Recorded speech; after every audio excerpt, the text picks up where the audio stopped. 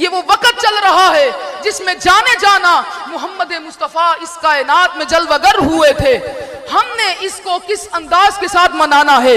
ہمارا تعلق ان لوگوں کے ساتھ نہیں جو باجوں کے ساتھ، جو ڈھول ڈھمکوں کے ساتھ آج میلاد مصطفیٰ منا کر اہل سنت کو گمراہ کرنے کی اور بدنام کرنے کی کوشش کر رہے ہیں.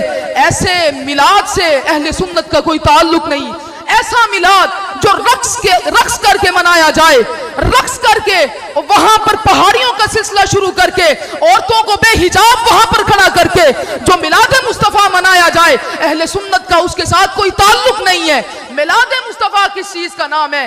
آج بابرکت گھڑیاں چل رہی ہیں. ابھی اٹھیں، تہجد کے لیے اٹھیں، اپنے آپ کو وضو کے ساتھ تیار کیجئے، تہجد کی نماز ادا کریں، اس کے بعد فجر کی نماز ادا کریں، اور اس کے بعد ایک ہی آواز بلند ہونی چاہیے، الصلاۃ والسلام علیک یا رسول اللہ، الصلاۃ والسلام علیک یا حبیب اللہ.